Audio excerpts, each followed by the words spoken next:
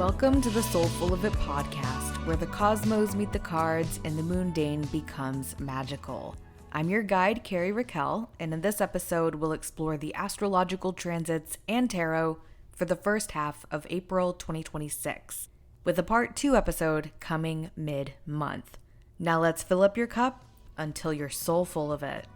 Hello, Soulful Seekers, and thank you for joining me for yet another episode. This Aries season is certainly heating up, and with such significant centralized energy in the sign of the Ram, it is going to be one for the history books. And we can see that playing out already with the recent record-breaking No Kings protest. We have also U.S. troops being deployed to the Middle East to fight a war that no one asked for, and a mission to the moon that is planned for early April. Depending on when you're listening to this, it might have just happened today. Or maybe that's the biggest April Fool's joke ever. Actually, the real April Fool's joke is, did we even go to the moon? I don't know that I'm buying it. But at this point, it's hard to know what is and what is not real. And of course, I would be saying that because it's in the transits. It is really a wild time to be alive, and it's a divine time to be aligned. And that is what I'm aiming for here with this podcast, to remember that we are alive and we have a responsibility to live our lives in alignment with what our souls came here to do. I believe the greatest thing you'll ever learn is just to love and to be loved in return. And I love spending time with you talking about the cards in the cosmos. So without further ado, let's get right into it. Beginning with the wisdom or the rose at the center of our Soulful of Wisdom tarot spread for April, which is the Two of Pentacles. In the traditional Smith-Rider-Waite tarot deck imagery, we see a person standing and balancing two pentacles in their hands, which are connected by an infinity-shaped, I want to say it's a ribbon that is looping between them. And this individual, they appear to be in motion. They also have a really funny red hat on, and they're lightly dancing. They've got like 1 foot higher than the other as they're maintaining their equilibrium. And in the background, there are ships that are rising and falling upon crashing waves, emphasizing that there's a rhythm of constant change. As our rose for April, the Two of Pentacles signals that this is a month where balance is key, which makes a lot of sense when you consider that the first transit we're going to talk about is a full moon in Libra. Now, rather than seeking some sort of perfect stability that isn't really possible, at least not if you're clumsy like I am, we are learning how to move with the shifting circumstances around us while still finding a way to stay centered within ourselves. The infinity loop that's connecting the pentacles symbolizes continuity and the need for ongoing adjustments. This month brings some surprising news or shocking news, depending on the way that you look at it, as well as shifting priorities and new opportunities that may feel like they're all just arriving simultaneously, which is requiring us to become more intentional about how we distribute our time, where we give our attention, and what we do with our reserves of energy. Because this is Pentacles, of course, so it's about resources, it's about your life force energy and where you're applying that. And twos are always about duality, so there is this dual energy going on. You need to do this, you need to do that, but you can't also do this other thing unless you're really good at juggling, in which case I love that for you. I've always thought jugglers were so cool. Now, something else about this card is that we have these ships that are behind the person and they're moving forward despite this really turbulent sea that we've got going on. And that reminds us that progress, it's still possible even when the conditions are far from perfectly calm. Even on the darkest night out to sea, if you open your eyes, you might still notice the lighthouse out in the distance. The wisdom of April is that while two things can be true at the same time, not everything deserves or requires your attention or your energy or any other piece of you. April is about embracing change with a sense of curiosity, adaptability, and a little bit of humor doesn't hurt either. Now, let's explore the thorns crossing our rose. The Eight of Cups. A cloaked figure walks away from a carefully stacked arrangement of their 8 golden cups. The cups are upright and they're undisturbed. They're stacked with care and attention, suggesting that there is value that still exists there, but that person feels compelled to leave. The moon is shining up in the sky above, casting a dim light over a mountainous landscape, emphasizing that there's introspection and emotional depth to the decision that's been made to leave these cups behind. As the Thorns, the Eight of Cups brings our attention to themes of departure and emotional reckoning. This card often appears when something that once felt fulfilling no longer resonates in the same way. It can also show up when it was never fulfilling and now you just kind of realized it or accepted it and you're ready to make a move. The challenge here isn't about the grief and the loss necessarily, but more so about acknowledging when growth requires movement. The figure in the card isn't leaving because the cups are broken. They're leaving because their spirit is simply calling them on to their next adventure. And they gotta go somewhere that maybe it doesn't make sense, or maybe there's just no need for carrying all of these 8 cups with them. As we juggle priorities this month with the Two of Pentacles as our rose, and as we're tapping into our emotional awareness with the Eight of Cups, we're going to notice what it is that we need to release. It's going to come up from that friction. It could be an expectation, a habit, a dynamic, a story, or even an identity that we've outgrown. Regardless of what it is, the Eight of Cups reminds us that walking away is sometimes a necessary act of self-respect. This card supports our gentle honesty with ourselves around what it is that we feel complete with. Even if on the outside it appears like everything is hunky-dory. Then for our root, we see a hand emerging from a cloud holding a single upright sword crowned with a golden wreath. The blade cuts clearly through the air, symbolizing truth, clarity, and a decisive awareness. The mountains in the distance suggest that insight often comes alongside a little bit of challenge. At the root of this spread lies the Ace of Swords, a whisper in the wind that clarity is readily available to us this month, even when our emotions feel complex and our hands are full. The Ace of Swords represents breakthroughs in perception, moments where confusion fades and understanding begins to blossom. The presence of this card at the foundation of this spread suggests that if we give our emotions time to pass, remembering that feelings fluctuate like the wind, we can cut through uncertainty and identify what we need to prioritize and what we're actually ready to release. Finally, we have our guidance or sun, the Knight of Pentacles. A knight sits atop a still horse holding a single pentacle in both hands. The landscape around him is fertile, suggesting that there is some sort of preparations being made for growth and ultimately harvest. Unlike the other knights in the tarot, this figure, he's not rushing forward. He's just straight chilling. Taking a moment to pause and observing the terrain all around him with patience and intention. As our guidance, the Knight of Pentacles offers a grounded approach to navigating the changes that we see symbolized all throughout the spread. This card represents consistency, dedication, and commitment to meaningful progress that unfolds gradually. Even small actions repeated with care can lead to a significant transformation over time. Just because there are others that are running ahead all around you doesn't mean that you need to match their speed to get to where you're going. As April unfolds, this card encourages us to stay in our own energy and honor our unique way of moving through the world as we tap into a growth that is quiet, patient, and deeply rooted in an unwavering authenticity.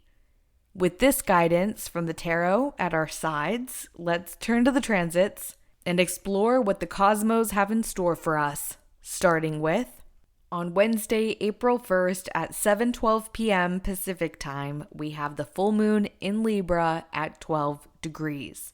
Libra is our cardinal air sign, known for its association with the scales of justice, bringing up themes around balance, harmony, beauty, and with Venus as its ruler, there's also, of course, often a focus on relationships. And I think often when we say relationships, our minds jump to the romantic images of a rom-com or a romantasy for my Fourth Wing and 𝗪𝗃 book fans.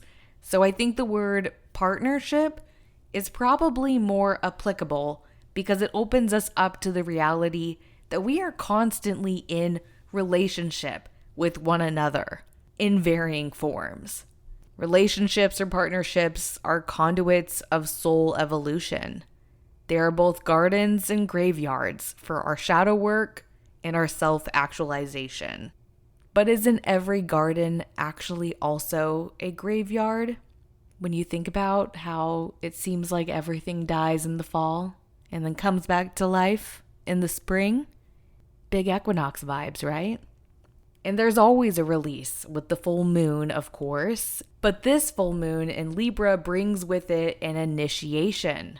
We're getting ready to welcome a major stellium of planets all in the sign of Aries, Libra's opposite, that will usher in a newness that some might find exciting, while others find it maybe a little bit alarming or just overwhelming. The fire of our collective futures is growing.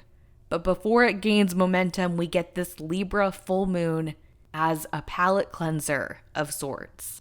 Venus, the ruler of this full moon, is squaring Pluto in Aquarius, bringing tensions around power and control to the surface. This can show up as simple as we're always watching what you want to watch, or we're always eating the food that you want to eat. But it's also really just this tango of give and take, and it can be subtle or it can be homicidal.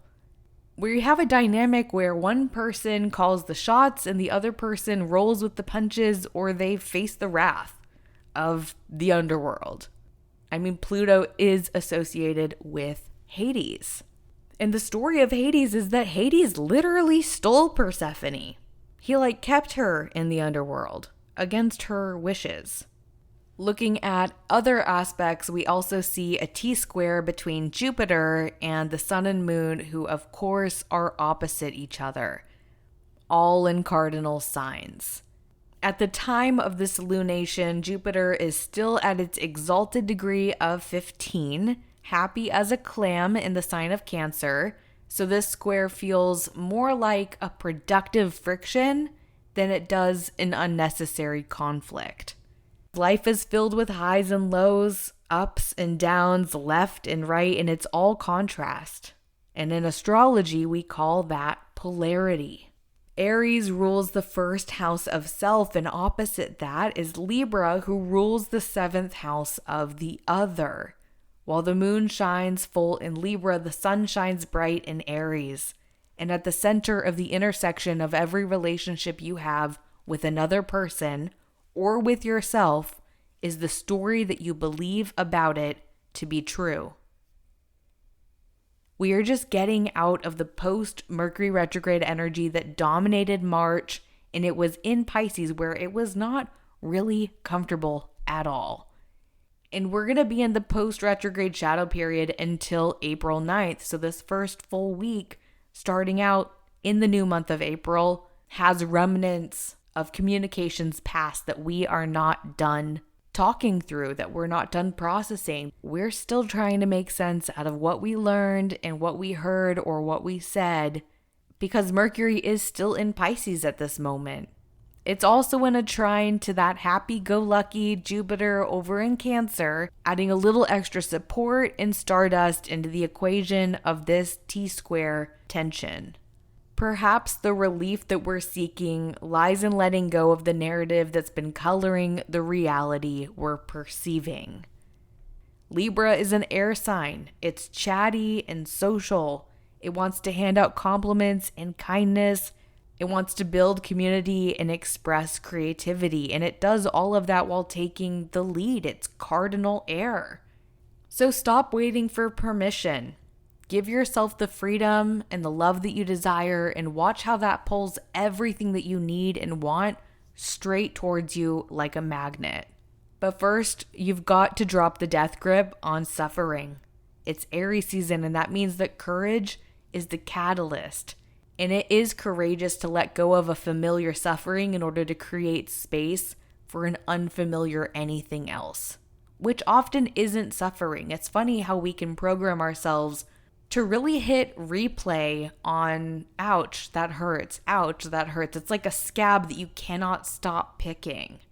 And then you realize, actually, I can stop. And in order to stop, I have to stop, which is like fucking duh. But at the same time, when you've built the repetitive motion of anything, coming back to it becomes mindless. But Libra is smart, thoughtful, considerate of both the self and of the other, because there is a mirror image there. Hurting you hurts me. It's that energy. Aries season is a time to do the brave things. Drop the narratives that hold you back and believe in yourself. Now, with that full moon pep talk of sorts behind us, let's chat about the next transit. On Thursday, April 9th, Mars enters Aries, and it quickly forms multiple conjunctions. First, it's going to join up with Neptune, which is on Monday the 13th. Then the moon in Aries on Wednesday the 15th. Then a conjunction to Saturn on Sunday the 19th. And a conjunction to Mercury on Monday the 20th, which we may as well bundle right into this and acknowledge that on Tuesday, April 14th, we have Mercury also entering Aries, joining the fiery party in the sign of the Ram. We also have the Aries new moon that's happening in the midst of all of this big Aries energy, and that's going to be on Friday the 17th, which we will get more into in the next episode. But since we kind of have this blurring of the lines between the two episodes already, I don't want to skip over mentioning it. So by mid-April, we have the Sun, Moon, Mercury, Mars, Saturn, and Neptune. That is 6 planetary bodies, all in Aries. And if you also add in the comet Chiron, that brings us to 7 total. And it's significant because, as we talked about in previous episodes, the Saturn-Neptune conjunction happens every 36 years. So the planets are literally aligning in the sky for this energetic boost to all be happening this Aries season. Mars in Aries is strength embodied, and Mars, of course, also rules Aries, so it's even stronger here. If you know anyone who has their natal Mars in Aries, even the most gentle sun sign in Cancer or a Taurus rising person who has their Mars in Aries also has an inner fighter that is enduring. They do not back down from a challenge, and they are not afraid to go after what they want. The phrase, "make your dreams a reality," could be a slogan for these types of people. Their willpower is truly so impressive. Definitely a great friend and a bad enemy to have for sure. We'll have Mars in Aries until May 18th, so while we won't be in the thick of the stellium as potent as it is in the middle of April for that entire time, we will see a lot of very Martian things playing out in our personal lives as well as the world around us.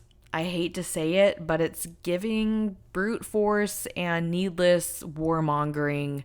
And with where things currently stand, I think it's fair to say that the wars of our world won't be ending in April.